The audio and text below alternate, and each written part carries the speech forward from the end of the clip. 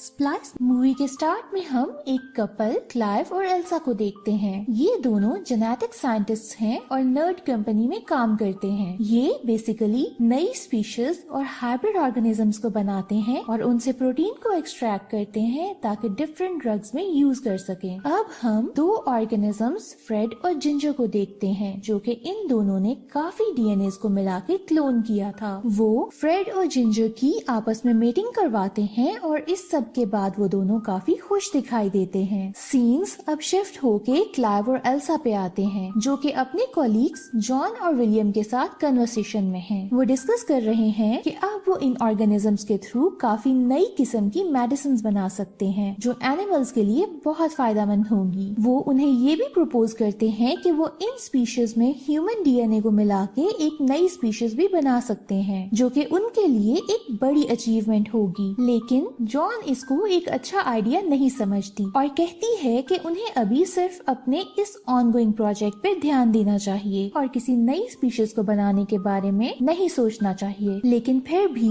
वो अपने इस आइडिया को जाने नहीं देना चाहते। वो अपनी पूरी लाइफ मेडिसिन बनाने में नहीं गुजारना चाहते, इसलिए वो दोनों प्लान करते हैं कि वो दोनों सीक्रेसी में इस पर काम करेंगे। अब हम उन्हें इसी प्रोजेक्ट पे काम करते देखते हैं। एल्सा क्लाइव को एक एनोनिमस ह्यूमन डीएनए देती है। वो फिर उस डीएनए को उनकी हाल ही में बनाई हुई स्पीशी के डीएनए से मर्ज करते हैं। काफी ट्राइज के बाद भी उन्हें कोई प्रोग्रेस नहीं नजर आती। मे बी ह्यूमन डीएनए किसी और डीएनए को एक्सेप्ट नहीं कर रहा था। फिर एक दिन एल्सा एक नया ह्यूमन डीएनए लाती है और वो उसे ट्राई करते हैं। सरप्राइजिंगली वो इस दफा कामयाब हो जाते हैं और वो बहुत खुश दिखाई देते हैं। अब उनके पास एक हाइब्रिड डीएनए बन चुका है, लेकिन क्लाइव इस सब को कंटिन्यू नहीं करना चाहता क्योंकि वो ये सब ऑफिशियली नहीं कर रहे, जबकि एल्सा इस सब को लेके बहुत एक्साइटेड है। क्लाइव के लिए ये ही बड़ी अचीवमेंट है कि उन्होंने एक डीएनए बना लिया है, लेकिन एल्सा इसको एक ऑर्गेनिज्म में देखना चाहती है। इसीलिए एल्सा उस डीएनए को एक आर्टिफिशियल वूम में डाल देती है। इस वूम में ऑर्गेनिज्म ग्रो करेगा और अपने टाइम पे बाहर निकल आएगा। दूसरी तरफ क्लाइव कंटिन्यूसली यही कह रहा है कि उनको ये नहीं करना चाहिए। एल्सा कहती है कि वो सिर्फ इस एक्सपेरिमेंट को करके देखेंगे, जिस पे क्लाइव कहता है कि एक ऐसी स्पीशीज को बनाने का क्या फायदा जिसको बाद में मार देना है। अब इन्हें उस स्पीशीज को पूरा ग्रो होने के लिए कुछ मंथ्स का वेट करना है, लेकिन सरप्राइजिंगली वो डीएनए एस्टिमेटेड वक्त से बहुत जल्दी ग्रो कर रहा था। अब जल्द ही वो दिन आ जाता है जिस दिन हम उस स्पीशीज को देखते हैं। एल्सा और क्लाइव उस पर रिसर्च करते हैं और उन्हें पता चलता है कि वो फीमेल है और वो जब फुली ग्रो करेगी तो खुद ही मर जाएगी। हम एल्सा को उसको ऐसे पालते हुए देखते हैं कि जैसे वो अपने बेबी को पाल रही हो और वो उससे बहुत अटैच हो चुकी है। एक दिन हम उसको एल्सा के साथ स्क्रैबल खेलते हुए देखते हैं, जिसमें वो एल्सा की टी शर्ट पे लिखे नर्ड को लिखती है, यानी उसका ब्रेन भी टाइम के साथ ग्रो कर रहा था। एल्सा ये देख के उसका नेम नर्ड को ऑपोजिट स्पेल करके ड्रेन रख देती है। फिर हम एल्सा और क्लाइव को ड्रेन की डेली एक्टिविटीज के बारे में डिस्कस करते हुए देखते हैं। इन्होंने ड्रेन को सबसे छुपा के रखा हुआ था, लेकिन एक दिन क्लाइव का भाई गेविन ड्रेन को देख लेता है और सब कुछ जान जाता है, जिसके बाद एल्सा और क्लाइव ड्रेन को कहीं और ले जाने का सोचते हैं क्योंकि उनकी बिल्डिंग की रेनोवेशन भी होने वाली है। वो ड्रेन को एक फार्म हाउस ले जाते हैं जो कि सिटी से काफी दूर है। अब सीन्स शिफ्ट होते हैं एल्सा और क्लाइव की प्रेजेंटेशन पे। उन्होंने अपनी स्पीशीज फ्रेड और जिंजर के बारे में सबको प्रेजेंट करना है और उनकी मीटिंग को शो करना है। ये प्रेजेंटेशन एक डिजास्टर साबित होती है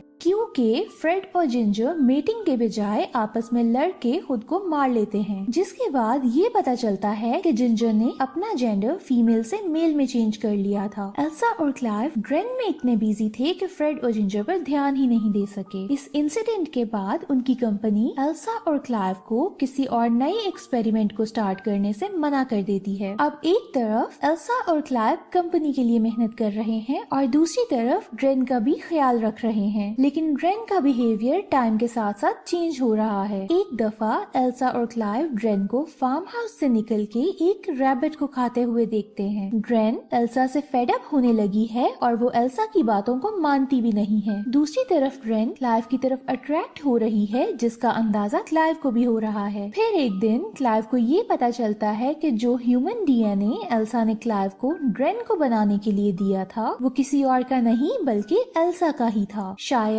यही रीजन थी कि ड्रेन क्लाइव को पसंद कर रही थी, क्योंकि जो लाइक्स और डिसलाइक्स एल्सा में थी वो ड्रेन में भी थी। टाइम गुजरने के साथ ड्रेन के विंग्स भी निकल आए हैं। एल्सा ड्रेन को बाहर जाने से रोकना चाहती है क्योंकि वो औरों को हार्म कर सकती है, जबकि ड्रेन उसी का ऑपोजिट चाहती है क्योंकि वो फार्म हाउस पे रह रह के बोर हो जाती है। नेक्स्ट सीन में क्लाइव फार्म हाउस में होता है और वहाँ एल्सा नहीं होती। क्लाइव ड्रेन को देख के हैरान हो जाता है क्योंकि ड्रेन क्लाइव को सेड्यूस करने की कोशिश कर रही होती है। ड्रेन क्लाइव को किस करती है, जिसपे क्लाइव पहले तो रोकने की कोशिश करता है लेकिन फिर फ्लो के साथ ही जाने लगता है। तभी वहाँ एल्सा आ जाती है और दोनों की इंटीमेसी को देख लेती है। वो काफी अपसेट होती है, जिसपे क्लाइव एल्सा से अपोलोजाइज भी करता है। एल्सा ड्रेन की टेल को मर्सीलेसली काट देती है और उसको फार्म हाउस में लॉक कर देती है। एल्सा ने वो प्रोटीन ड्रेन की टेल से प्रिपेयर कर लिया था जो कंपनी को चाहिए था और वो उनको ये प्रोटीन दे देती है। एल्सा और क्लाइव ड्रेन में होते हुए चेंजेस को लेके काफी टेंस्ड हैं, जिस पे क्लाइव कहता है कि ड्रेन को बनाना उनकी गलती थी, जिसको अब ठीक भी उन्होंने ही करना है, ड्रेन को खत्म करके। जब एल्सा और क्लाइव फार्म हाउस जाते हैं तो वो देखते हैं ड्रेन खुद ही अपना लाइफ साइकिल कंप्लीट कर चुकी थी और वो मर रही थी, जिसका अंदाजा उन दोनों को पहले से ही था। खैर उसके बाद वो दोनों ड्रेन को फार्म हाउस से थोड़ा दूर बैरी कर देते हैं, जिसके बाद वो ड्रेन को खो देने पे काफी अपसेट नजर आते हैं। गैवन और विलियम फार्म हाउस पे आते हैं। विलियम कहता है कि कंपनी जान चुकी है कि उन्होंने एक एनिमल ह्यूमन हाइब्रिड स्पीशी बनाई थी, क्योंकि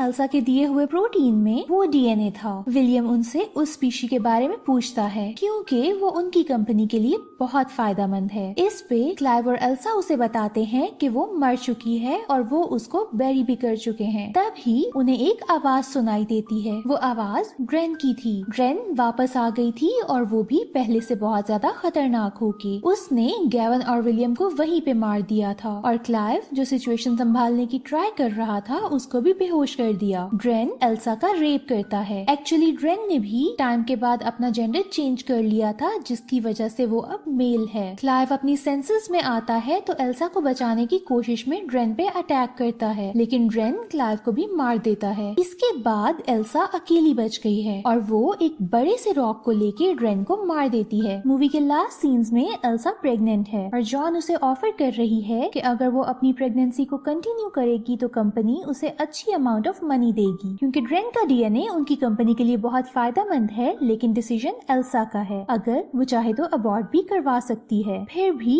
इस ऑफर को एल्सा एक्सेप्ट कर लेती है और यहीं पे मूवी एंड हो जाती है। Scary stories to tell in the dark movie start होती है 1968 मिल वैली नामी एक छोटे से टाउन से, जहाँ 3 टीनेजर फ्रेंड्स स्टेला, ऑगी और चंक हैलोवीन के लिए बहुत एक्साइटेड होते हैं। वो अपने स्कूल मेट्स टॉमी मिलर और उसके गैंग को प्रैंक करने का डिसाइड करते हैं। जब वो लोग उसकी कार देखते हैं तो तभी एक पैकेट पे आग लगाकर उसकी कार में फेंक देते हैं और कार आउट ऑफ कंट्रोल होकर वॉल से लग जाती है। तभी चंक को पता चलता है कि उसकी बहन रुथ टॉमी को डेट कर रही है। टॉमी उनके इस एक्ट से बहुत गुस्सा होता है और रिवेंज लेने का डिसाइड करता है। स्टेला, ऑगी और चंक टॉमी और उसके गैंग से बचते हुए ड्राइव इन मूवी थिएटर में जाके रोमन नामी एक लड़के की गाड़ी में छुप जाते हैं। रोमन उन्हें टॉमी से बचा लेता है और इन सब में बहुत अच्छी बॉन्डिंग हो जाती है। स्टेला रोमन को इन सब के साथ हैलोवीन स्पेंड करने की ऑफर करती है। फिर ये सब मिलके टाउन के लोकल हॉन्टेड हाउस में पहुंचते हैं। वो घर एक टाइम पहले बेलोस फैमिली का था, जिन्होंने मिल वैली को ढूंढने में बहुत बड़ा रोल प्ले किया था। स्टेला रोमन को बताती है कि सारा बेलोस की वजह से इस घर को हॉन्टेड डिक्लेयर करके सील कर दिया गया है। ऐसी मिथ्स हैं कि सारा की फैमिली ने उसे बेसमेंट में बंद करके बहुत टॉर्चर किया था, जिसके बाद उसने वहीं सुसाइड कर ली थी। मगर उसकी रूह बच्चों को यहाँ स्केरी स्टोरीज सुनाती थी। फिर कुछ ऐसा हुआ कि जो बच्चे यहाँ आते थे गायब होना शुरू हो गए और जो बच के निकल जाते थे उनकी पॉइजन से डेथ हो गई। यही वजह है कि अब यहाँ आना मना है। स्टेला और रोमन एक्सप्लोर करते करते हुए सारा के रूम में पहुंच जाते हैं। चंक ऑगी को डराने के लिए कबर्ड में छुप जाता है, जहां उसके साथ बहुत ही ऑकवर्ड सीन होता है। जब वो कबर्ड खोलता है तो उसे वो खंडर जैसा रूम बिल्कुल न्यू इंटीरियर के साथ नजर आता है और एक लेडी और डॉग नजर आता है जो उसी की तरफ देख रहे होते हैं। चंक डर के कबर्ड फिर बंद कर देता है। फिर दरवाजा खुलता है और ऑगी पूरी तरह चंक को डरा देता है। जब चंक ऑगी को लिए डरी हुई हालत में स्टेला और रोमन के पास पहुंचता है तो पीछे से कोई रूम का डोर लॉक कर देता है, जिस पर सब बहुत डर जाते हैं। तभी उन्हें पता चलता है कि ये और कोई नहीं बल्कि टॉमी है, जिसे रुथ रोकने की कोशिश करती है तो वो रुथ को भी उनके साथ अंदर भेज के सबको लॉक करके चला जाता है। उसी दौरान में स्टेला सारा की स्टोरी बुक उठा के अपने बैग में डाल लेती है। इन सबको कुछ समझ नहीं आ रही होती कि अब बाहर कैसे जाएं। तभी एक ब्लैक शैडो बाहर से लॉक खोल देता है, मगर ये लोग समझते हैं कि टॉमी ने लॉक खोल दिया है। घर पहुंचकर जब स्टेला स्टोरी बुक पढ़ती है तो लास्ट स्टोरी द हेरल्ड की होती है, जो पढ़ के स्टेला को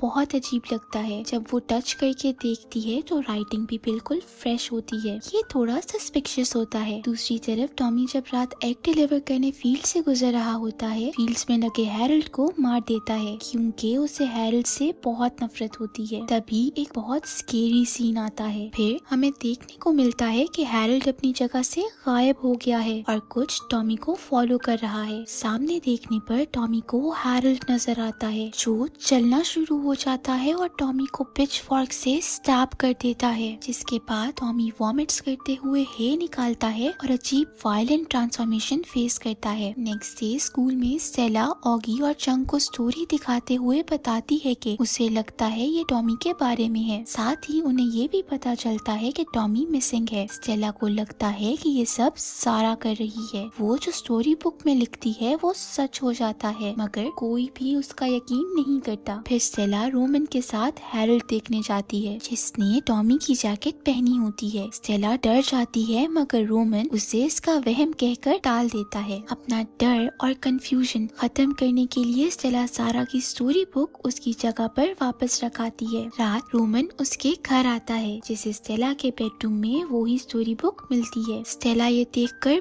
बहुत डर जाती है और तभी उस बुक में खुद से ही एक न्यू स्टोरी लिखना शुरू हो जाती है, द बिग डो, जिसका मेन कैरेक्टर ऑगी है। स्टेला ये देखकर बहुत परेशान हो जाती है और ऑगी को वार्न करने के लिए कॉल करती है। वो बताती है कि एक मॉन्स्टर अपना टो ढूंढ रहा है और वो उसके स्टू में है जो ऑगी खा रहा है। ऑगी इस सब को प्रैंक समझता है, मगर फिर उसे आवाजें आने लगती हैं। वो डर के अपने बेडरूम में छुप जाता है। यहाँ हमें एक स्केरी सा मॉन्स्टर देखने को मिलता है। ऑगी डर के बेड के नीचे छुप जाता है। अचानक से रूम का दरवाजा आहिस्ता आहिस्ता खुलता है। ऑगी को कुछ नजर न आने पर वो बेड के नीचे से निकल रहा होता है कि वो मॉन्स्टर उसे पाँव से पकड़ के बेड के नीचे से अपने साथ गायब कर लेता है। स्टेला और रोमन रुथ और चंक को बुलाकर ये सब बताते हैं। रुथ उनका यकीन नहीं करती और वहाँ से चली जाती है, मगर चंक उनके साथ मिलके स्टोरी बुक को जलाने का डिसाइड करता है। स्टोरी बुक पर कोई असर नहीं होता। तभी उसमें एक और स्टोरी लिखना शुरू हो जाती है, द रेड स्पॉट। उन्हें पता चलता है कि वो रुथ के बारे में है और वो उसे बचाने निकल जाते हैं। दूसरी तरफ रुथ स्कूल के इवेंट के लिए तैयार हो रही होती है। तभी उसका पिंपल बहुत भर जाता है, जिससे एम्बैरस होकर वो वॉशरूम में पहुंचती है। रुथ के फेस पे स्वेलिंग शुरू हो जाती है, जो अचानक एक्सप्लोड करता है और उसमें हंड्रेड्स के हिसाब से स्मॉल स्पाइडर्स निकलते हैं जो रुथ को अटैक करते हैं। स्टेला, रोमन और चंक उसे आकर बचा तो लेते हैं, मगर रुथ इतना ट्रॉमेटाइज हो जाती है कि मेंटल इंस्टीट्यूशन में भेज दिया जाता है। इन्वेस्टिगेट करते हुए रोमन, स्टेला और चंक सारा की मेड लूलू के पास पहुंचते हैं, जिससे उन्हें पता चलता है कि उसने सुसाइड एक हॉस्पिटल में की थी। वो तीनों उस हॉस्पिटल में पहुंचते हैं, जहां सर्च के दौरान स्टेला और रुथ पर डिस्क्लोज होता है कि सारा की फैमिली इलीगल काम कर रही थी। पहले उसकी फैमिली मिल के वाटर मर्करी से पॉइजन कर रही थी, जिसका पता सारा को चल गया था और वो उन्हें डिस्क्लोज करना चाहती थी। यही वजह थी कि उसकी फैमिली ने उसे पागल डिक्लेयर कर दिया था और उसका भाई उसे इलेक्ट्रिक शॉक थेरेपी भी दे रहा था। उतनी ही देर में स्टोरी बुक में राइटिंग स्टार्ट हो जाती है और अब जिसका मेन कैरेक्टर चंक होता है। दूसरी तरफ चंक हॉस्पिटल में